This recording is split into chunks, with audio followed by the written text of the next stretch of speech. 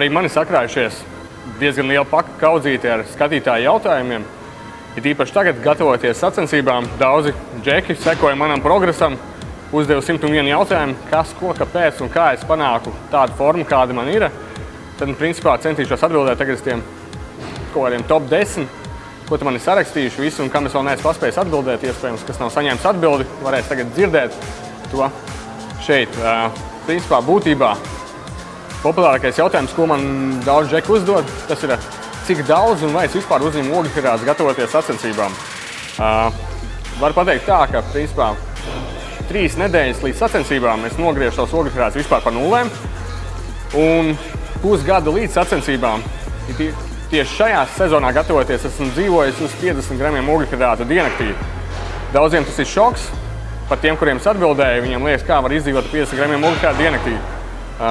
Nav nemaz tik grūti, ja tu skaiti savas kalorijas, domā, ko tu ēd. Pavisam vienkārši knifiņš, dzīvojis uz 50 gramiem ogļhidrātu, bet attiecīgi tauku daudzumu es palielinu. Tauki, ja mēs esam konkrētā kaloriju deficītā, tauki nekādā gadījumā, ko mēs ēdīsim un uzņemsim uzturā, neuzkrāsies taukos mūsu ķermenī. Tie tikai un vienīgi tiks patērēti maksimāli enerģijā. Treniņos, vielmaiņas procesos, atjaunošanās procesos. Tādējādi. Otrs jautājums. Ko tad es tajos 50 gramos ogļhidrātu ēdu? 2 varianti. Vai nu es ēdu 50 gramus auza pārslu no rīta, pagatavojas tāds pavisam vienkārši 50 gramu auza pārslas bļodiņā, kalciņš proteīnu, pārlējies siltu ūdeni, samaisu, 15 minūtes uzbriest. Tās ir manas brokastis. Vai arī attiecīgi 2 maizes šķēles, kas plus mīnus arī sniegs tos 45-50 gramus ogļhidrātu, kurām pa vidus iesmērēja kārtīgi daudzumu zemesriekstu sviestu, kas attiecīgi būs principā visai tīrs tauku avots, kas attiecīgi man arī dos enerģiju visas tās dienas garumā. Attiecīgi tālāk. Trešais jautājums, cik daudz olbaltumvielas es uzņemu? Daudzi noņemās ar to, ka viņi skaita, vai tiešām es uzņemu savu ķermeņa kilogramu 2,5, 1,5 vai 3 gramus olbaltumvielu. Godīgi sakot, nekad un uz nevienām sacensībām gatavojoties, es neesmu skaitījis savus makroelementus, neesmu skaitījis kalorijas un neesmu skaitījis, cik gramus, ko es uzņemu. Es zinu savus porcijas, aptuveno daudzumu. To, ko es varu pateikt, aptuveni uz savu ķermeņa svaru, kas man ir 82 kg, gatavojoties sacensībām, 82 kg diezgan savas masas, 82 kg man arī šodien, video filmēšanas laikā. Es uzņemu 270 līdz 300 gramus olbaltumvielu diennaktī. Pārsvarā tie ir no olbaltumiem, vistas filejas. Pirms sacensībām tas vēl varbūt ir tuncis un biespiens, bet 3 nedēļas pirms sacensībām arī tos ņemu nost, jo tunci ir paliels daudzums sāls. Biespiens satur laktozi, konkrēti man biespiens traucē atbrīvoties no tā pēdējā ūdens daudzuma preses lejas daļā, zonā ap gurniem. Tādēļ es to slēdzu ārā. Nākamais jautājums, ko man diezgan bieži uzdod, saistībā ar uzturu bagātinātājiem. Vai es lietoju uzturu kaut kādus konkrētus pirmstreniņa enerģētiķus? Jā, lietoju, gatavoties sacensībām, enerģijas ir diezgan maz, tāpēc vajag kaut kādu papildus tādu kick-in, kas palīdzēs man izturēt treniņā. Tāpēc, principā, jā, gandrīz pirms katra treniņa lietoju kaut kādu pre-workoutu. Mainu tos diezgan bieži, lai nepierastu, jo izdarot vienu iepakojumu, tu esi pieredzis un nejūti vairs to vajadzīgo efektiņu, tāpēc tos diezgan bieži mainu. Ja interesē, kāds lietoju, atkal droši var uzrakstīt man, gari un plaši šeit nestāstīšu. Pievēršoties meiteņu tēmai, arī tas, ko man meitenes bieži vien raksta un jautā, un tas būtu viens variants, meitenes man sūta populāru fitnesu meiteņu bildes un jautā un prasa padomus, kā es varu tikt pie šāda dibena. Pirmais, ko es parasti atbildu, ja šo meiteni pazīstu vai pastos viņas Facebook profilu, es pasaku diezgan skarbi, lai cilvēks iespējams atvainojas, bet saku uzreiz sorry. Galvenais jautājums ir ģenētikā. Mēs nevaram gribēt perfektu dibenu, kāds ir Amanda Lotona vai Michelle Levine, populāriem fitnes meitenēm. Viss tāpatās arī kā džekiem, kur džeki domā par bicepsu, viņi grib Arnold biceps. Tas viss laipjas ģenētikā. Mēs nevaram gribēt konkrētu tādu izskatu, kāds ir bildē. Mēs varam censties tiekties uz to, bet kaut ko mums principā ģenētika ir devusi, to mums ir devusi, un mēs varam maksimāli to attīstīt. Bet, protams, vēlamies attīstīt dibenu muskultūru, vēlamies attīstīt vēderpreses muskultūru, ieteikšu vingrinājumus, izstāstu vingrinājumus. Protams, dibenām tas būtu standarts pietupieni, kāju saliekšana hamstringiem, kas arī nodarbinās dibenas muskultūru, romiešu vilkme ar taisnām kājām, ir īpaši meitenēm, atkal padarīs tvirtāku dibenu. Džekiem jautājumi, džeki diezgan bieži jautā, par bicepsu, kā es varu dabūt tādu bicepsu, tā saucamā angļu valodā peak, jeb to peak formu kā Arnoldam. Un principā, nezinu, varbūt vienam no 1000 džekiem tas izdosies, varbūt vienam no 10 000 džekiem tas izdosies. Man tas nav izdevies, man nav tāda ģenētika, bet mēs, protams, varam skatīties, kā trenējās Arnolds, kā trenējās kāds cits sportists, Phils Heaths vai Jay Cutler, ņemt viņa programmas, censties atstrādāt viņa tehniku, viņa izskatu. Principā, rezultāti jebkurā gadījumā tev, man, viņiem būs, bet, protams, neiztīsimies nekad mēs tā, kā konkrētais cilvēks attēlā, jo tas ir viņš, un es esmu es, jūs esat jūs. Okay. Vēl viena lieta, ir īpaši tagad, vasaras sacensības, daudz jautā par kardio. Kā es izpildu kardio, vai kā viņam konkrētāk izpildīt kardio, kas būtu labākais kardio variants. Sākšu ar sākumu, kā es izpildu kardio, iespējams kādam arī tas noderēs. Kā iepriekšējā arī manā treniņu video redzējāt, es izpildu kardio divos variantos. Vai tas ir kardio trenažieriem. Konkrēti priekšroku es dodu low intensity kardio, kas būtu vienkārši 40 līdz 60 minūtes vidējā tempā uz velo trenažiera, stepera vai slēpēm. Otrs variants ir tādi ātras intensitātes treniņi kā tabate. Es miksēju vingrinājumus, tādējādi dodot ķermenim šoku un liekot viņam maksimāli daudz kaloriju sadedzināt. Starpība ar šiem abiem variantiem ir tāda, ka izpildot treniņus uz velo trenažiera, stepera, taisotos vidējā intensitātē 40-60 minūtes, mēs nodedzināsim iespējams tās 600-800 kalorijas. Turpretī izpildot tabatas aplīti, tikai kaut kādās 8-10 minūtēs mēs nodedzināsim 500 kalorijas. Bišķi mazāk, bet tomēr tās ir 10 minūtes, nevis 60 minūtes. Starpība ir intensitāte. 4-5 reizes efektīvāk. Bet atkal turpretī tas, ka vienkārši tabata būs daudz smagāk. Turpinot tālāk, kas ir labāks kardio? Principā atbild uz šo jautājumu nav. Labāk kardio nav. Katram ir savs variants. Vienu pavelk viens variants, otru pavelk otrs variants. Pētījumi ir daudz. Lielākoties pētījumi pēdējā laikā zinātnieki it kā pierāda, ka HIIT kardio, jeb šis intensīvais kardio, intervāla kardio ir efektīvāks. Bet būtībā pa lielam, kā saka, dienas galā viss ir par un ap kaloriju spēlīti. Vienkārši. Ja mēs ar šo pašu lēnās intensitātes kaloriju trēniņu sadedzinām tās pašas 800 kalorijas, kā mēs sadedzinātu 15 minūtēs high intensity kardio. Starpības nav. Jebkurā gadījumā 800 kalorijas mēs esam sadedzinājuši. Vienkārši kaš, kuram labāk patīk, kuram ir vienam vairāk laika, otram mazāk laika, tā arī tā izvēle tiks darīta. Tālāk, nākamais variants ir, kad labāk veikt kardio. Personīgi es jau vairākus gadus piekopju, un es arī iesaku kardio veikt no rītiem, tukšā dušā. Arī, principā, pēc visiem maniem paša pētījumiem un visu, ko esmu izstudējis no zinātniskajiem pētījumiem, tā tiešām ir taisnība. No rīta tukšā dušā tauki deg daudz labāk. Pēc nakts mēs esam atjaunojuši visas savas rezerves. Ķermenis ir nostabilizējušies, neesam vēl paspējuši uzņemt jaunas ogļhidrātu deva, kas nozīmē, ka mums nebūs jaunas ātrās enerģijas rezerves. Tādēļ ķermenim jāizmanto tas, kas viņā ir palicis pēc nakts. Un tie, principā, būtībā 60% no tā visa būs tauki, ko mēs izmantosim savā rīta kardio tukšā dušā.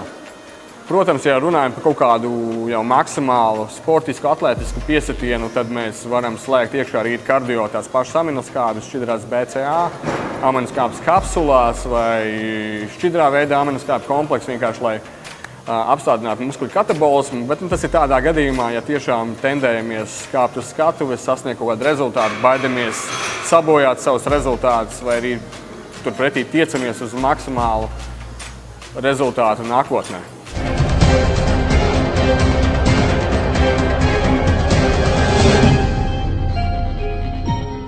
Vēl viena diezgan populāra situācija, arī manā praksē, esmu strādājis šādā situācijā.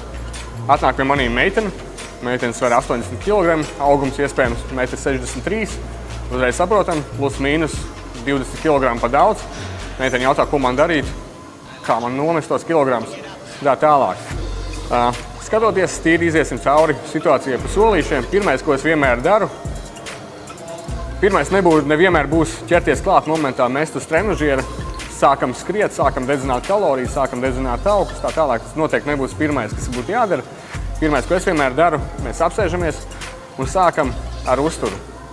Lielākā daļa cilvēku, kas sporto, zina, ka 70% rezultāti ir uzturs, tāpēc ar to arī uzreiz sākam. Izjautājam meiteni, ko viņa ēd, kad viņa ēd, kā viņa ēd. Saprotam, kur ir tā problēma, izējam cauri visam. Iespējams, problēmas slēpjas pavisam vienkārši, kā lielākai daļai mūsdienās strādājušie cilvēki. Mostam, ja darbs sāks 8, ceļam no 7:30, skrienam uz darbu, nepēduši, izdzeram kafiju. Darbā nav laika paēst, apēdam maizītes bulciņas, atnākam mājās. Mājās vakarā apēdam principā visu, ko mēs varam uzlikt uz šķīvja, kartupeļi, gaļa, kotletes, salāti, kefīra glāze. Un vakarā vēl tēja cepumiņiem, un tad cilvēks nāk pie manīm un viņš saka, bet kā, tā meitene skatās manī, bet kā es ēdu vienreiz dienā tikai, bet es tikai pieņemos svarā un es nevaru notievēt. Un tad problēma atkal ir tajā, ka principā mēs ēdam vienreiz dienā, bet cik mēs tās kalorijas iestāvjam sevī pirms gulētiešanas. Ja mēs visu dienu neēdam, it kā mums tas kaloriju deficīts, bet dienas galā tieši pirms gulētiešanas mēs sevī dabūjām iekšā 1500, 2000, 2200 kalorijas. Protams, kaut kāda no tām daļām, kādas 1500 kalorijas ķermeņs paņem sev visiem procesiem, tas viss tiks sadedzinās momentā, bet kaut kādai daļai nebūs vajadzīga nakts laikā, un tāpēc tā atkal noies tauku rezervēs.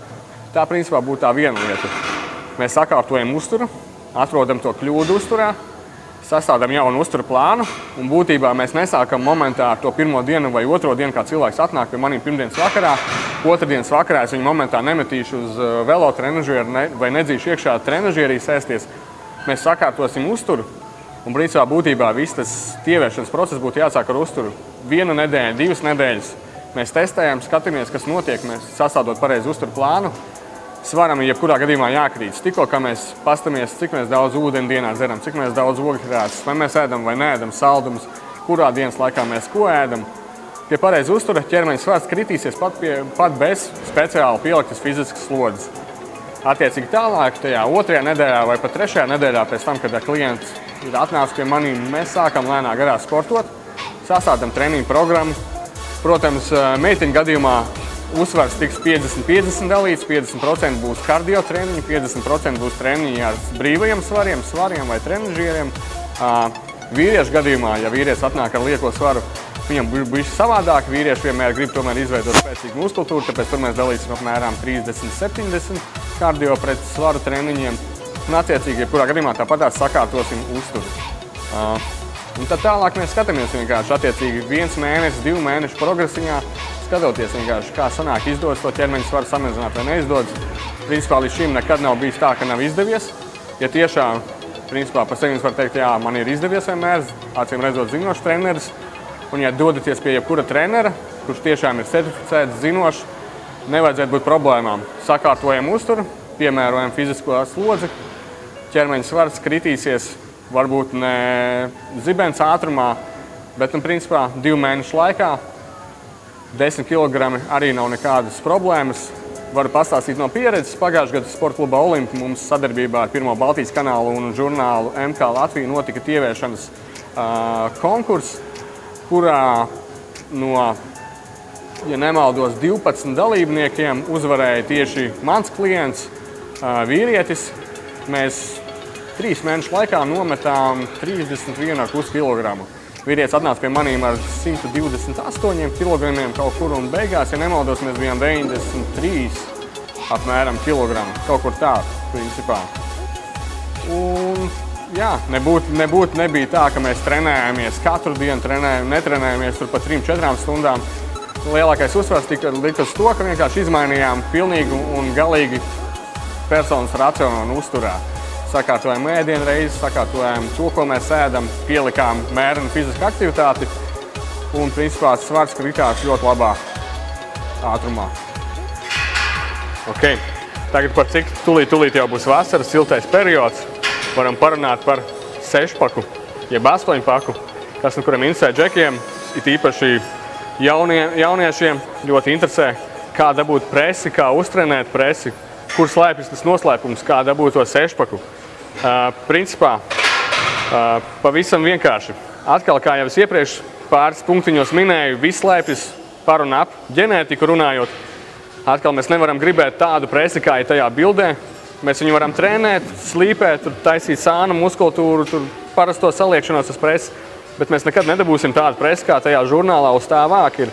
Presi atkal pa lielam nosaka mūsu ģenētika. Manā gadījumā esmu īsa auguma, man vienmēr ir un būs sešpaka. Garajiem džekiem, principā, pa lielam 90% gadījumā būs 8 kubiki, ja viņi ir konkrēti attiecīgi nožāvējušies ar attiecīgu fizisko sagatavotību.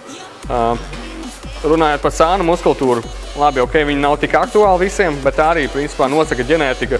Manā gadījumā atkal esmu pieskaitāms pie īsā auguma džekiem, man sānu muskultūra nebūs tik izteikti. Garāka auguma džekiem gan sānu muskultūra, gan kopējā presa muskultūra būs daudz estētiskāka skata, izteiktāka. Runājot par to, kā dabūt presi, principā, nebūt nav nemaz tik grūti presi dabūt. Manā gadījumā visiem liekas, ka presi ir jātrenē 2 reizes nedēļā, 3 reizes nedēļā, citi viņi trenē 5 reizes nedēļā pēc katra treniņa. Es varu godīgi atzīties, es presi trenēju iespējams 2 reizes mēnesī. Varbūt kādam tas liekas baigi smieklīgi, bet principā tie, kas redz bildes, nemaz man presi neatpaliek no kāda cita. Presei to, ko angļu valodā saka, abs are made in kitchen, tas principā 100% atbilst patiesībai. Tā arī ir. Mans preses treniņš notiek tikai un vienīgi virtuvē. Pareizs uzturs, pareizi ēdot. Viss, kas ir vajadzīgs presei, principā presei vajag tikai iedot mazu atspērienu punktu, ko es panāku šādi viņu patrenējot. Un viss pārējais ir vienkārši pareizi ēdot. Mēs panākam to, ka ķermenis kaloriju deficīta rezultātā sadedzina to mazo tauku slānīti, kas slēpjas te visur uz vēdera un neļauj tai presei izteikti parādīties. Ar to es arī būtībā katru sezonu kāpjot uz skatuves, panāku to, kas arī ir redzams uz skatuves. Prese, principā, ir ļoti labā stāvoklī, pieliekot pavisam maz pūles. Tāpēc, principā, lielākajai daļai džeku trenižieru zālēs, kas cenšas dabūt uz vasaru to presi, tā tālāk, kas presi trenē 5 reizes, 6 reizes nedēļā, tā tālāk, var pateikt mierīgi metat mieru. Vienkārši labāk nedodiet tik daudz laika tai presē, cik jūs daudz laika varētu veltīt pasēžot mājās, padomājot, ko jūs varētu apēst. Tā tālāk, lielākais uzsvars būtu, jebkurā gadījumā presē jāliek uz uzturu. Ēdam pareizi, sekojam līdz, ko mēs ēdam. Atkal maksimāli samazinām ogļhidrātu daudzumu, palielinām olbaltumvielas, sekojam līdzi plus-mīnus tauku saturam un sekojam līdzi uzņemtajam sāls daudzumam, jo vairāk mūsu organismā sāls, jo vairāk ir tendence uzkrāties ūdenim. Kur ūdens uzkrājās, principā pa lielam viņš vienmēr uzkrāsies vēdera lejasdaļā ap gurniem, attiecīgi tālāk proporcionāli izlīdzinoties kājas un mazāk pa visu pārējo ķermeni. Bet principā tas, ko es teicu, abs are made in kitchen, viņas nav jātaisa prese entās reizes, entajos piegājienos, vingrinājuma dažādībās trenižieru zālē. Ja mēs gribam vienkārši stipru korpusu, protams, tas ir cits jautājums, var taisīt plankingus, var taisīt sānu presi, parastā saliekšanās, ja mēs gribam vienkārši maksimāli stipri attīstīt savu korpusu, lai mums būtu maksimāli cieta ķermeņa korsete. Ja mēs nodarbojamies ar cīņas sportu, tad ok, tas ir cits jautājums. Mēs trenējam visas muskuļus presē, dziļos sānu tā tālāk, lai maksimāli pasargātu iekšējos orgānus, ribas no triecieniem.